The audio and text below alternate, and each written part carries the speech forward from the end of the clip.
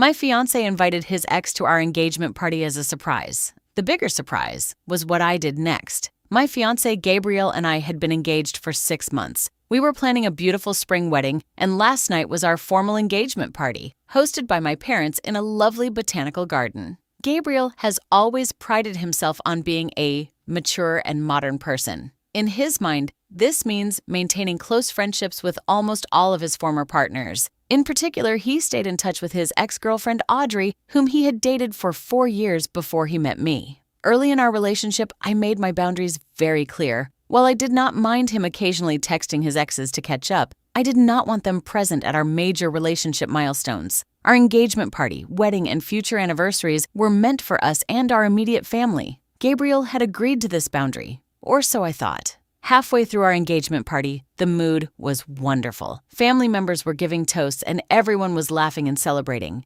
Then, Gabriel took the microphone. He smiled warmly at the crowd and announced that he had a special surprise guest to show how love can bring everyone together. The doors opened and Audrey walked in, holding a wrapped gift. I felt the color drain from my face. The entire room went silent as my family looked at me in confusion. Gabriel beamed with pride, walking over to Audrey to guide her toward me. He whispered in my ear that he wanted to surprise me and prove that we could all be one big, happy family. Audrey smiled and reached out to give me a polite hug, congratulating us on our future. I did not scream. I did not cry. I did not want to give him the satisfaction of seeing me upset. Instead of causing a scene, I remained completely calm and decided to give everyone the biggest surprise of the evening. I stepped up to the microphone, smiling gently. I thanked my parents for organizing such a beautiful event, and I thanked our guests for traveling to celebrate with us. I then looked directly at Gabriel. I said that since he believed our engagement was a time to celebrate his past relationships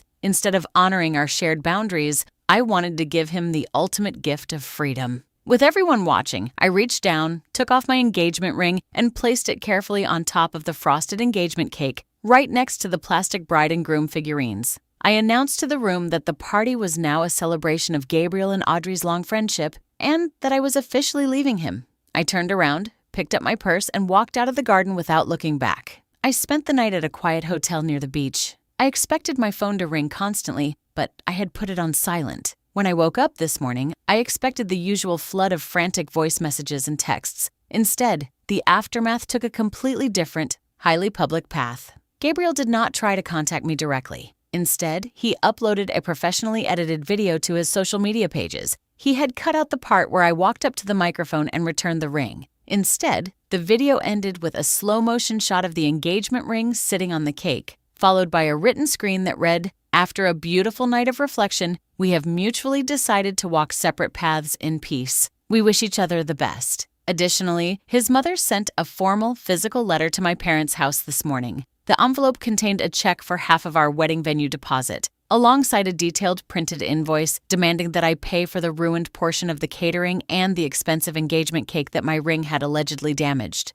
I am sitting in my hotel room looking at the ocean and feeling completely numb. Gabriel's social media followers are commenting on his post, praising him for how beautifully mature our split was, while I was actually the one who left because my explicit boundaries were completely ignored.